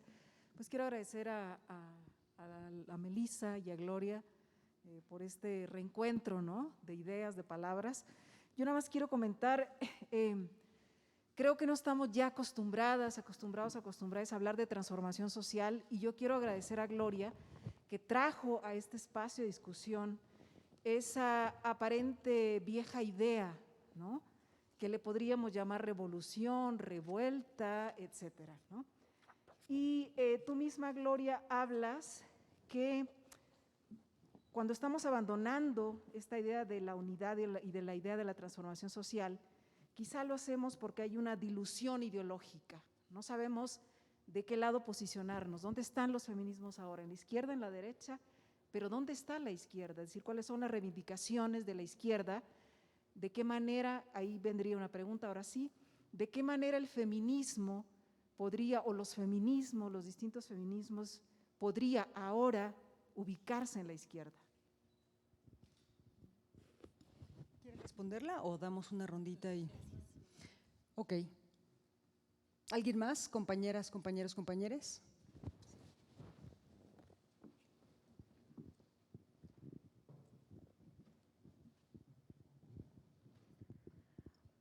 Bueno, yo quería preguntar un poco sobre esta cosa que mencionó, de que no necesitamos protecciones, es decir, estoy súper de acuerdo con eso, pero me llama un poco la atención porque en la manera en que construimos una comunidad o comunalidad viene muchas veces desde la parte de las víctimas. Es decir, yo he dado como he estudiado y también estas cosas y me interesa mucho esta idea de la comunidad y de cómo se conforman, porque pues muchas veces como víctimas, es decir, sé que es algo muy generalizador, ¿no? Pero nos sentimos a veces solas o sentimos que somos las únicas. Y una de las cosas que yo platicaba con algunas amigas es que muchas veces partimos de esta idea de que estamos solas, ¿no? Y yo sé que es, bueno, es algo muy, ¿cómo decirlo? O sea, que es muy seguido que hablamos y que decimos que no está sola y todo, pero al final de cuentas es algún sentimiento que está y que está ahí presente. Entonces, ¿cómo podríamos formar comunidades o cómo sentirnos, ¿no? Pasar a esta idea de la colectividad sin decir que es nuestra obligación o pues sí, o sea, nuestra obligación salvar a otras mujeres, pero si partimos de esta idea de que todas hemos, o en su mayoría hemos sido víctimas, ¿cómo trascendemos esta idea de que ya no soy solo una víctima y no soy solo yo, sino es alguien más? Pero pues no es como decía, o sea, apegarnos a esta idea de sufrir, esta idea de ser, pues eso, víctimas, pero pues sí, o sea, ¿cómo trascendemos esta idea y cómo conformamos una comunidad a partir de esto? O sea, de cómo superamos esta idea, ¿no? De las víctimas, pues. Había una más por aquí adelante. Y vamos a cerrar con la del compañero, por favor, Giselle. No, atrás, ahí. Y a lo mejor, compañero, si vas levantando tu mano para que te ubique Giselle, por fin. Contigo cerramos y volvemos con Gloria. Péguense el micro porque no les escuchamos nada. Muchas gracias. Yo quisiera hacer dos preguntas. Una tiene que ver con lo que mencionaba sobre la disolución ideológica. ¿A qué lo atribuimos? ¿Es un problema en las escuelas? ¿El problema es el capitalismo, el neoliberalismo, que, digamos, está esta identificación de la individualidad y no necesariamente de la colectividad? ¿Cómo podemos trascender de esos obstáculos que nos permiten tener una identificación ideológica pues mucho más clara? Y la segunda tiene que ver con cómo estas diferentes posturas del feminismo que están, pareciera, como apartadas, ¿no? Como cada quien está buscando su agenda, ¿cómo hacemos para construir una agenda feminista que sea incluyente hacia la transformación social, ¿no? O sea, cómo desde tu punto de vista, la experiencia que tienes en los procesos de, digamos, de lucha social, ¿cómo hacer para que ahora lo que está tan desconexo, ir hacia un objetivo común, como lo mencionas, de la transformación social? Muchas gracias.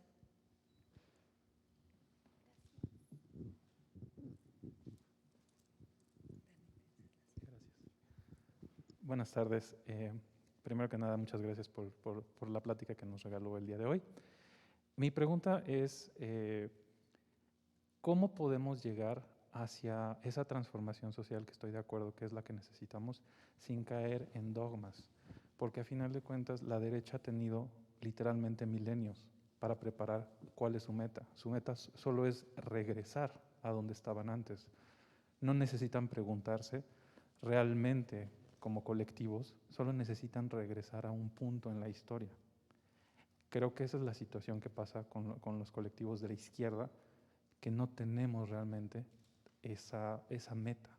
Podíamos tener una meta histórica, como se dice en los 70, porque estábamos inmersos en estos, digamos, en este trotskismo, en este comunismo. Una vez que se desintegró ese sustento geográfico, político, es donde tal vez empezaron a diluirse las ideas. Entonces, ¿cómo podemos llegar? Esa es la pregunta, ¿cómo podemos llegar a esa idea de transformación social sin caer en los dogmas? Muchas gracias.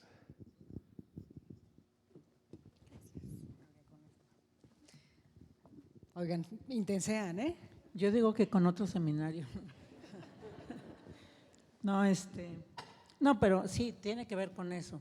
A mí me parece que parte de la pérdida del movimiento feminista y tal vez del mismo movimiento LGBT ha sido la falta de espacios de reflexión colectiva, ¿no? Como que cada quien lee lo que puede, lo que quiere, lo interpreta como quiere, pero no ha habido ese proceso de ida y vuelta, del mirarnos como parte de ese proceso y de cuestionar el contexto, dónde yo me posiciono dentro de ese contexto que me permite, que me posibilite realmente la construcción de propuestas y de desmantelar el sistema, ¿no? Entonces a mí me parece que lo que llamaban las feministas los grupos de reflexión, que era precisamente analizar mi condición a partir de ciertas lecturas compartidas, pues permitían realmente ir cuestionándonos, dejar de mirarnos, como decía antes, dejar de mirarnos en la individualidad, sino vernos dentro de un contexto y qué lugar estamos teniendo en ese proceso, ¿no? ¿Cuál es la dinámica en la que estamos insertos para mantener ese status quo? Y precisamente lo que decías, pues la derecha lo que ha buscado es el mantenimiento de ese status quo, ¿no? Más que elaborar propuestas nuevas. Y definitivamente una postura revolucionaria lo que tiende es precisamente a abrir las posibilidades para crear otros entornos en distintos ámbitos y efectivamente esa es la dificultad, podríamos decir, que tienen los procesos democráticos, que es escuchar distintas posturas y desde ahí construir otras propuestas, ¿no? Que no es nada sencillo y por eso, sí, muchas veces vamos a decir que en las discusiones o en los embates entre distintas posturas conservadoras y más progresistas o libertarias, pues se miran mucho más consistentes y sólidos los de la derecha porque repiten lo mismo, no importa el entorno donde estén, ¿no? En cambio nosotros pues tenemos que llegar a acuerdos, tenemos que construir y eso me parece que es la dificultad que tenemos. Ahora, ¿qué es lo que nos definiría? Yo decía desde el principio, ¿qué es lo que nosotros que estamos buscando una transformación social, por dónde estaría nuestra ruta? Por un lado es esa profundización de la perspectiva democrática que tendría que ver precisamente que está relacionado con esto que yo estaba señalando al final de las intersecciones, el mirar más allá de nuestro propio entorno, el no vernos nosotros como la vara que mide al mundo, ¿no? Sino que hay otras personas con otras condiciones que no estoy contemplando y que tendría que verlo, de qué manera podemos nosotros construir propuestas que sean más incluyentes efectivamente. No es que yo me incluya, que mi lugar sea sumarme al sistema, sino cómo le hago para que la gran mayoría de personas tengan oportunidades. Y me parece que la democracia y la igualdad, la libertad serían como valores que tendríamos que seguir revisando y defendiendo si estamos apuntando precisamente a una transformación, porque de otra manera es muy fácil reeditar lo que ya tenemos, ¿no? Dicen que ante la crisis regresamos a lo conocido, entonces aunque pareciera que estamos dando pasos, pues muchas veces estamos teniendo regresiones también quienes supuestamente estamos buscando cambios y ahí es donde me parece que nos equivocamos. Esta cuestión, ¿cómo dejamos de mirarnos como víctimas? Me parece que tiene que ver con lo que señalaba yo al principio, que es lo de la construcción de espacios colectivos de reflexión. Por eso lo asemejé a cuando contemplan a las personas LGBT como grupos vulnerables y que eso a la gente le indigna. Entonces yo tengo la impresión de que a las mujeres nos debía de indignar también el que nos vieran como víctimas, que sea algo indignante, ¿no? Porque, por lo que yo decía antes, pareciera que la posición de víctima implica que alguien me va a rescatar, que alguien me va a salvar, y no que tenemos que buscar esas oportunidades que nos permitan construir un proyecto, una ruta por donde salir. pero que efectivamente eso no lo vamos a hacer de manera individual.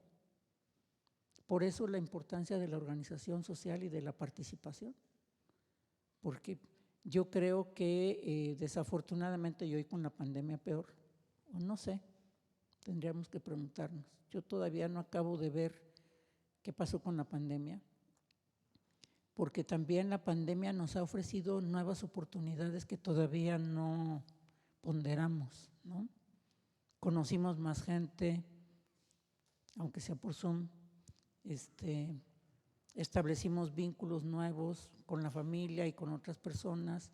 Entonces, como que necesitaríamos tener un análisis más crítico y detallado de qué nos ha pasado con la pandemia, porque igual nos puede haber orientado mucho más a procesos individualistas, pero no estoy segura de que para todas las personas, ¿no? Sí creo que, como dije antes, la crisis que tenemos enfrente, sobre todo en México, la crisis que tenemos enfrente con la violencia y la situación económica, necesariamente nos va a orientar a buscar posiciones conocidas, y que me parece que ahí es donde podemos caer en errores que no nos permitan ver que hay otras posibilidades, tal vez muy limitadas, pero que de manera articulada podríamos encontrar otras salidas. Yo pienso por ahí. Creo que me quedé corta con las respuestas, pero es que eran muy complejas.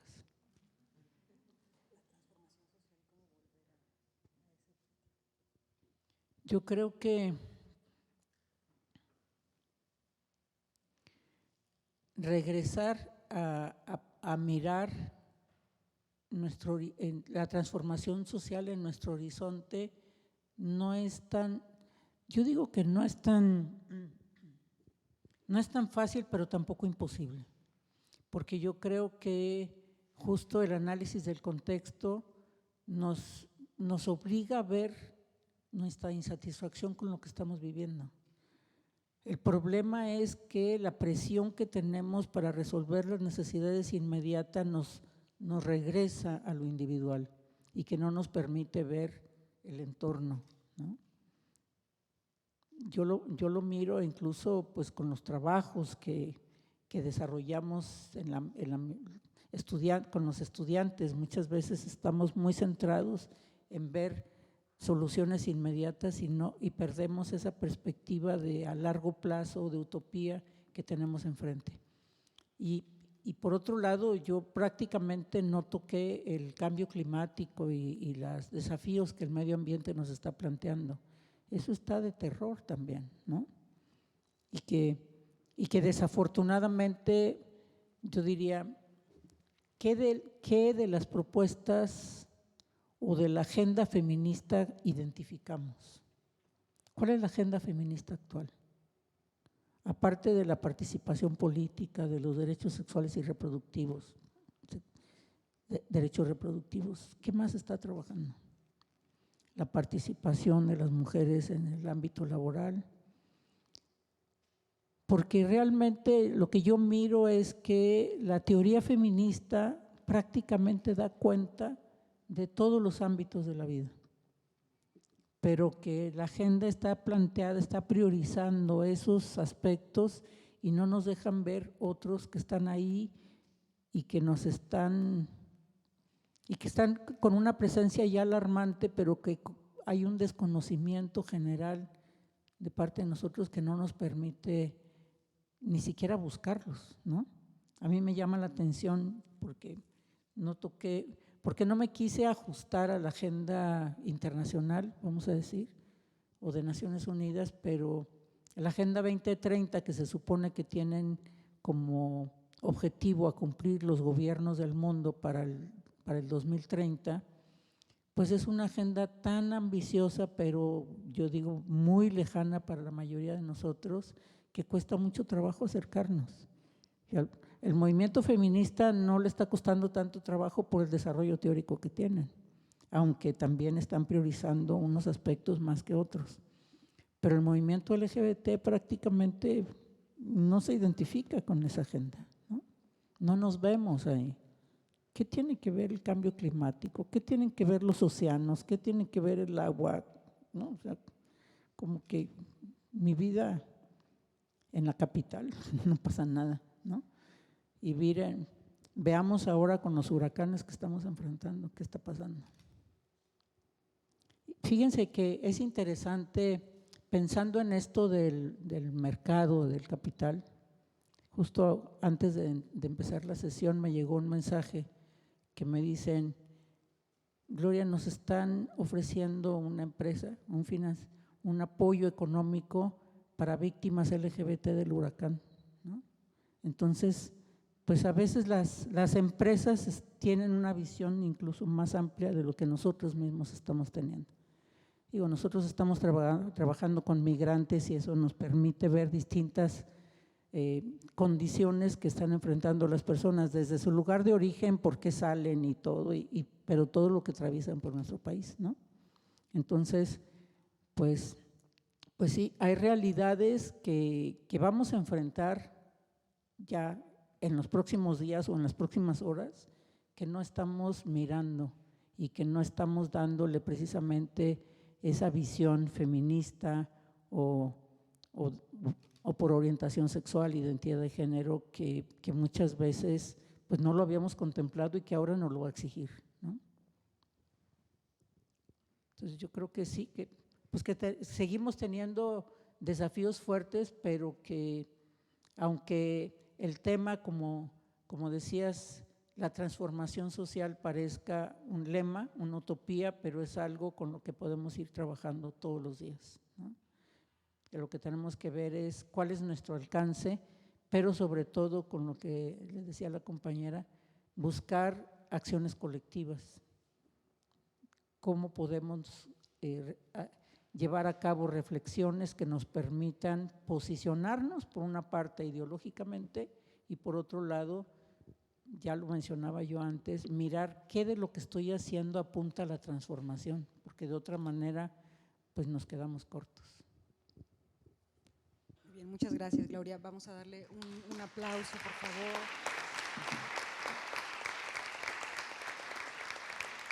Oigan, y bueno, les platico, pues, ¿qué sería de nosotras, nosotros, nosotres sin lo simbólico, no? Entonces, bueno, en ese sentido, quiero decirle que además de un regalito que le tenemos a Gloria por acá, que ahorita te lo voy a dar, y su constancia y todo este cuento, nos dimos a la tarea de imprimir la foto antes del encierro, ¿no? Ahora lo que voy a hacer es pedirles, precisamente para darle materialidad a lo simbólico, que se trepen al escenario y sirve, uno, nos apropiamos del espacio, nos damos un abrazo, bueno, ahí sí más simbólico que material, pues. Nos apropiamos del espacio, nos damos un abrazo simbólico a manera de felicitación porque sobrevivimos a la pandemia y lo seguiremos haciendo. Y por supuesto nos vamos a tomar otra foto para que Gloria los vaya coleccionando en su estudio. Así que vénganse para acá, que ustedes son la sexta generación del SEMI. Y lo más rápido posible porque a las 6 empieza otro evento aquí, así que vénganse.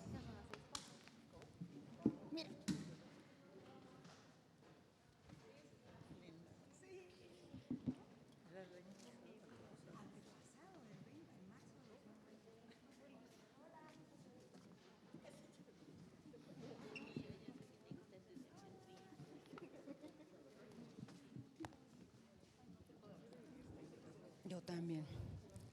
Y la mecánica para que nuestros compañeros de seguridad no me sigan viendo feo, nos vamos a acomodar, a la cuenta de 3 nos bajamos el cubreboca para salir bien en la foto, ¿no? Y lo trepamos, ¿va? Así, rápido, camaradas.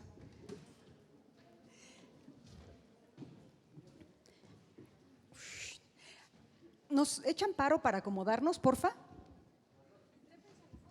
Pero primero ellos, ¿no? Ah, ok. Pues igual, sí. Bueno, no sé si la chica de la falda rosa, que la verdad no sé cómo se llama, pero si quieres como hacerte más para acá. Sí, igual de este lado, porfa. Ah, ok. Súper.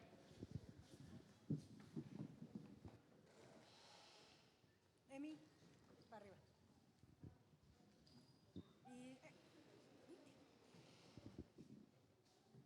A ver, de ahí.